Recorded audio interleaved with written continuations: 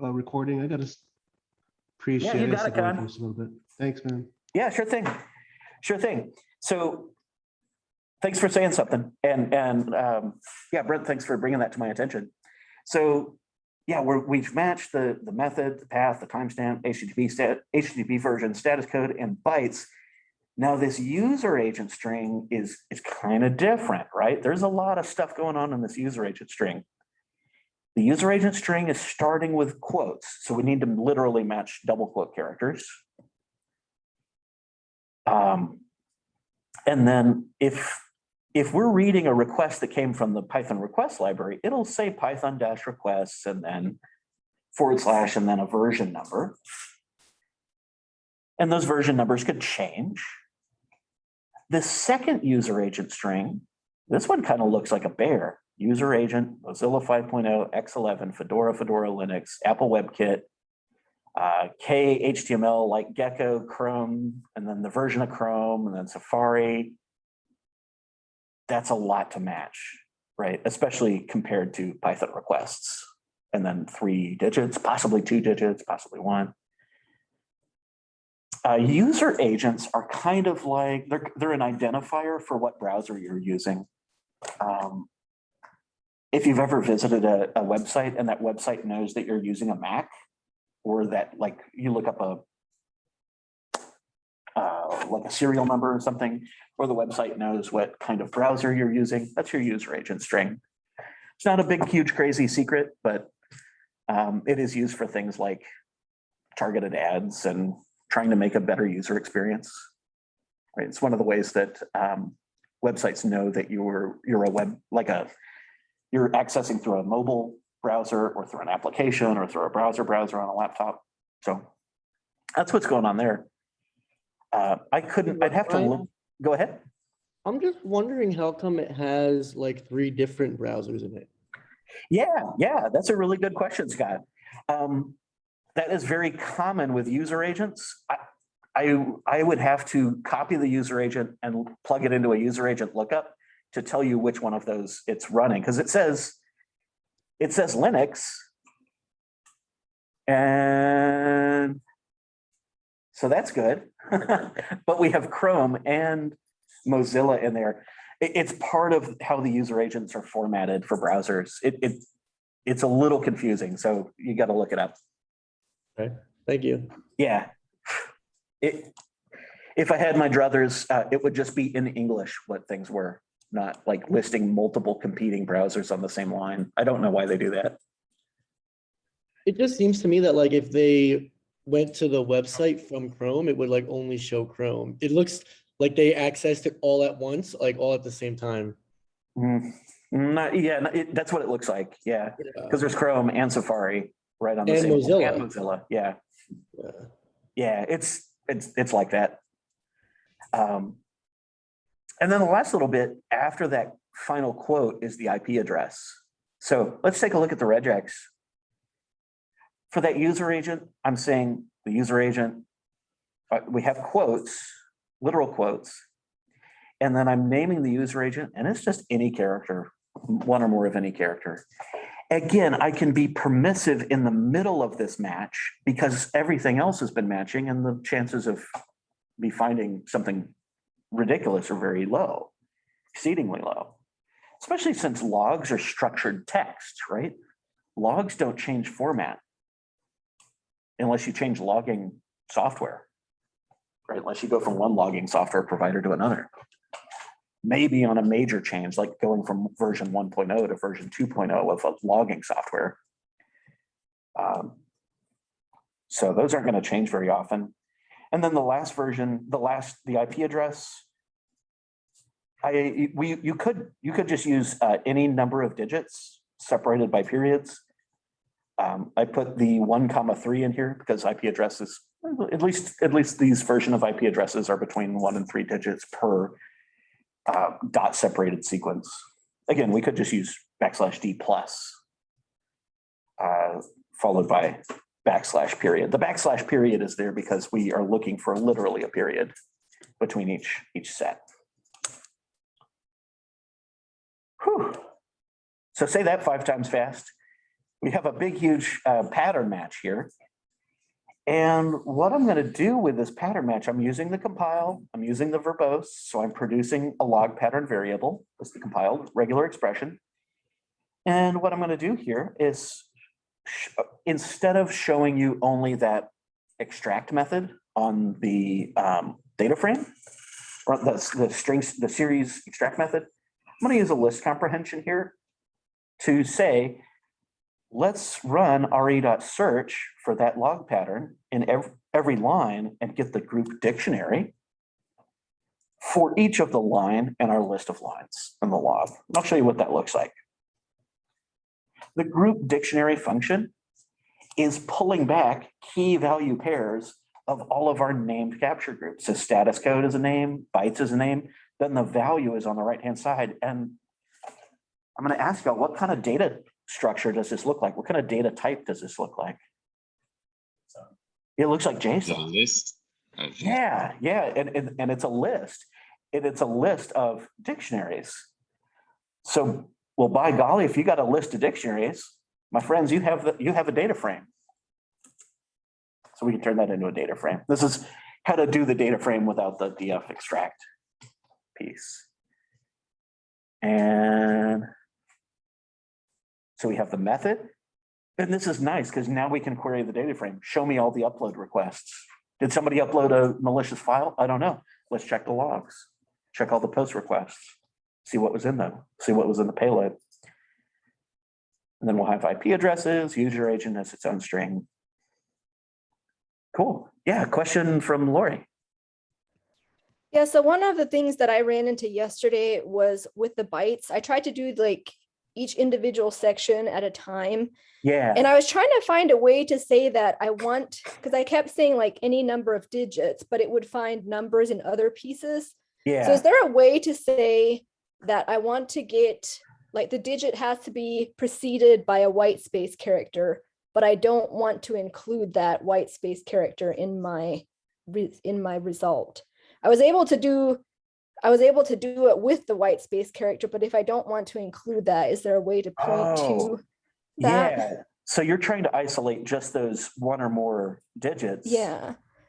I'm So for like, if you're trying to access like a word within a string and trying to say the beginning Yeah. of that word needs to start with something. I have an idea that might be helpful for you. I'm seeing a couple of other characters that we could use as anchors.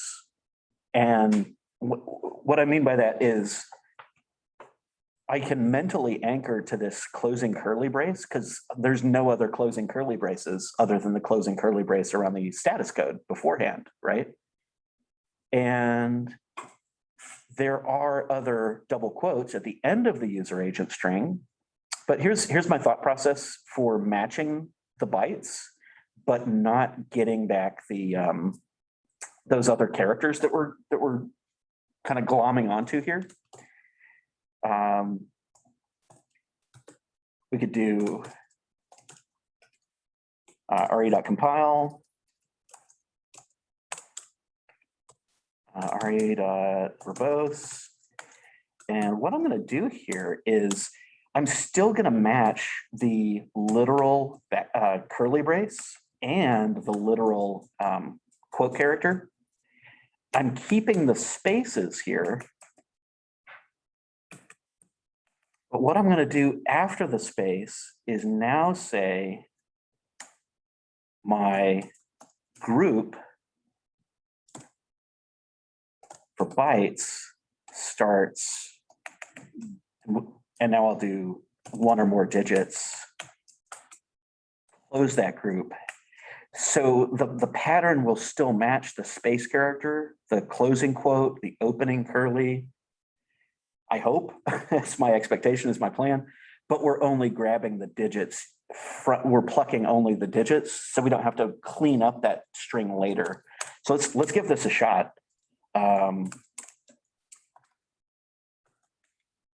We'll say re.search x inside of lines. Let's just grab the first line out of there.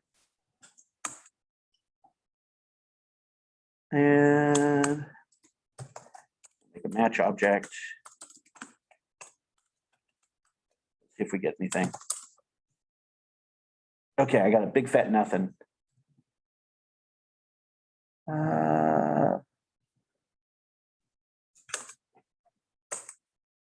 Still a big fat nothing. Let me see.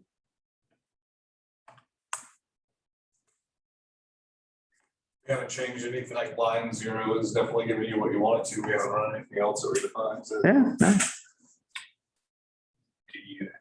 You probably are fine. That would be my Yeah. one of my first, just make sure that I'm even passing it like what I think I am. So it was space because I think the verbose ignores the space. Oh yeah. Let me add a space. I love you, Ravinder. Look at that. Look at that. Now that did match see how the match object did get back all the other junk? And thank you for reminding me big time about that for both. But what we can do with this match object is then do the group dictionary, and then you have your bytes all by their lonesome. So we can reach in like a laser beam with other special characters that we can kind of visually anchor to if they're consistent enough. But if we don't want those characters, we don't want to have to clean them up later. We make our capture group around just the thing that we want. Now the match is going to match everything. But the group dictionary function, or I guess since we don't need the entire group dictionary, we could just ask for bytes. That would be another way of getting just the value. Yeah. Cool. Cool. Neat. And it looks like Scott found the history of the user agent string. Yeah, there's some pretty gnarly stuff in there. Awesome. Let's see. So I've got my array of dictionaries, produce my happy little data frame. We normally don't walk through all of the bonuses for you. I wanted to share a couple of things. And that was a great question, Lori, by the way, on how do you isolate in. On these exercises, I wanted to show you could use pd.readcsv. I use readcsv all the time just to read text files, all the time. If the text file is just a single column of stuff like this dictionary of all the words, then we're good to go. So what I'm doing here is saying there's no header, because there's no header in that file. And then I'm naming the column word. And a couple of these solutions, I didn't make it a priority to do all of these. But what I wanted to do here was count all of the vowels and make a Boolean array. How many are more than 3? Greater than or equal to 3, right? Was our question. At least 3. Yeah. Good point. So we can do greater than and equal to 3. Set our data frame. That's a lot, right? 190,000. Have at least 3 vowels somewhere. Now, if we're doing this, I mean, the ignore so that wouldn't as written, it wouldn't capture capital vowels. We just throw it on lowercase in there. yeah. Or whichever way. Mhm. Go up. Yep. I don't think it really went anywhere. And then the last little bonus that I did here was 3 vowels in a row. This was mostly because I was curious. I really wanted to see, like, aardvark has 2 in a row, but what kind of words do we have? So I'm saying the capture group is vowels, and we're looking for 3 vowels. And I'm putting the greater than 0 in with that count to get a Boolean array to filter. And then I filter my array of words, 6,100. And yeah, absenteeism has 3 vowels. Absenteeism is the only word I recognize off of this list. Zygo, this must be microbial in some way.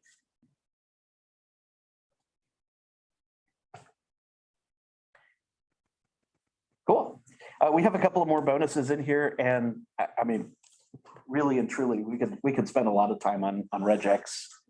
I want to open up for any specific questions on the exercise solutions or big picture questions on regular expressions before we wrap it up. Yeah, Brian, go ahead. Lori's question made me think, there ever a time where you would need to like build a regex to break apart like what we did? But then you need to kind of infringe on a previous little group that you made to build a different group. Imagine like you have an IP address with a whole bunch and you want the IP address here, but then you just want like the last 4 digits for your next group. So you kind of having to get into the previous group to get it. Oh. I know that there's a way to do what you're talking about and I don't know how to do it. It's my honest answer. I found something like that in speaking to that in the documentation. Forward look aheads, reverse look ahead, look backs. Yeah. Yeah, I figured it on our level anyway, it'd be best to get your groups and then to do methods afterward. Yeah. Or you Yeah. need it. Yeah. That's what I do. And if you've taken things apart, say if we needed like the query string, that's what the query string is, allows us to have key value pairs in a URL. Those key value pairs on the server turn into like a dictionary or whatever the dictionary is and whatever your server's language is. But say if we wanted to match just these, I'd try to pull those just out of this path column on their own rather than try to solve it with regex is my answer. Yeah.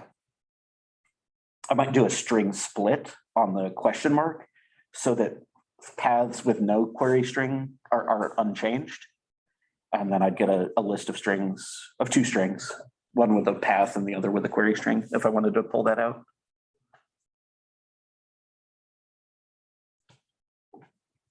Yeah, at any point, if you can drop back into your own string manipulation abilities outside of regex, knock yourself out. So yeah, especially when something's in a data frame, I feel a lot more like, okay, all right, we can just keep making columns where we need them if we needed to manipulate the middle of something or get the time zone from the timestamp or something like that. Yeah.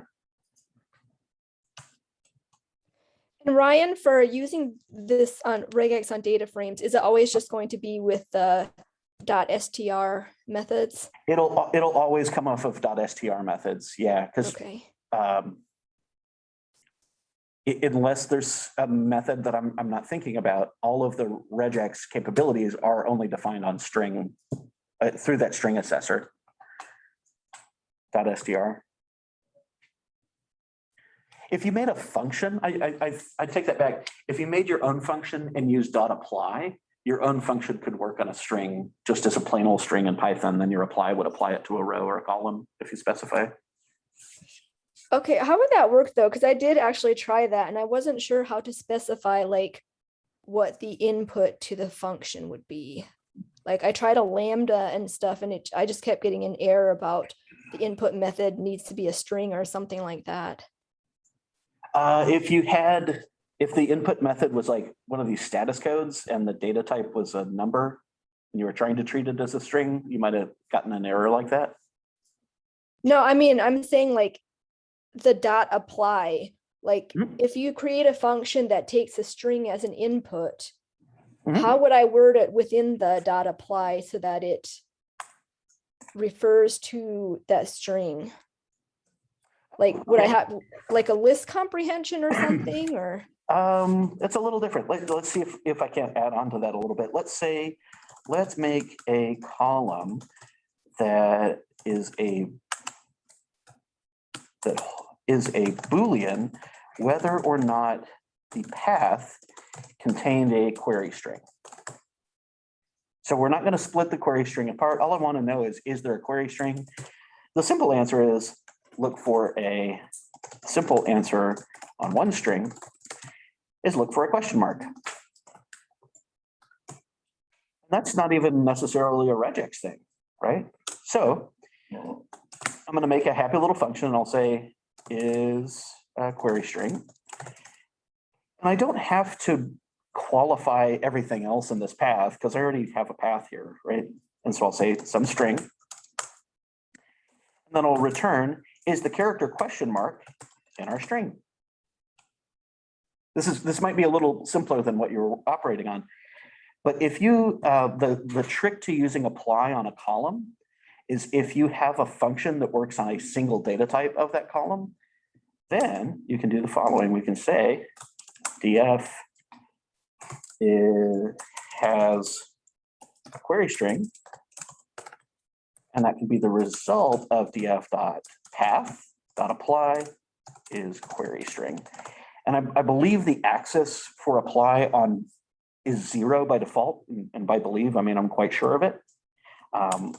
We could apply to a row if we change the access to 1. Has no attribute path. Is that a reserved word? It's probably a reserved word. Yeah, I'll put that in quotes. Still need a dot in the right place. Oh, far out. Key error path. Oh, it's good.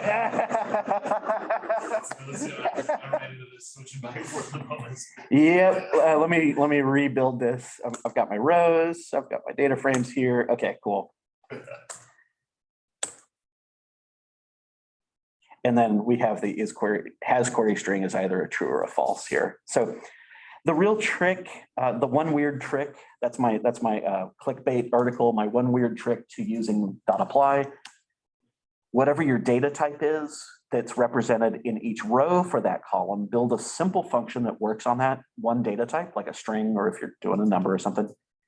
And then dot apply on the column will run that function on the entire column. Okay, so there's no need to specify like the input, the dot apply is already pointing to.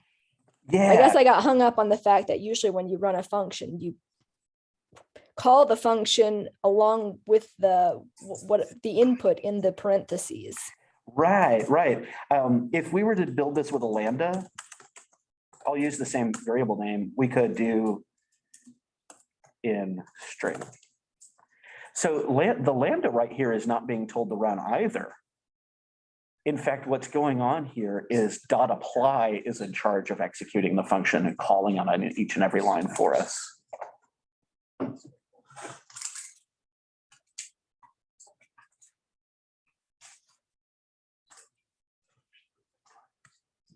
So sometimes we have functions like map or apply, filter. We haven't really talked about filter or map. Map is run a function on everything in a list.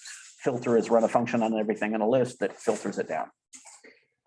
But with some functions will take other functions as arguments. The functions that take other functions as arguments are in charge of calling that function for you. That's why we don't have parentheses after that, because we don't want to send them the function body.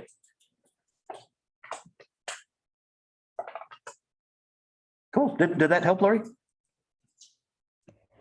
It did, but now I'm wondering, so if you had a function that required 2 inputs, one being, I don't know, maybe I'm thinking beyond like what actually happens. Now I'm curious. I want you to live in a comfortable place with a single input, with a monadic function before we worried about variadic or dyadic functions.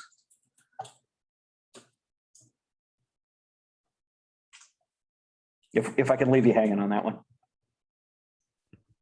No, the initial part that helps a lot. Cool. So thank Cool, you. cool, awesome. All right. Y'all want to take a little break and shift gears a little bit?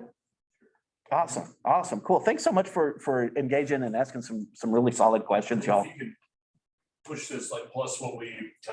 Oh, yeah, absolutely.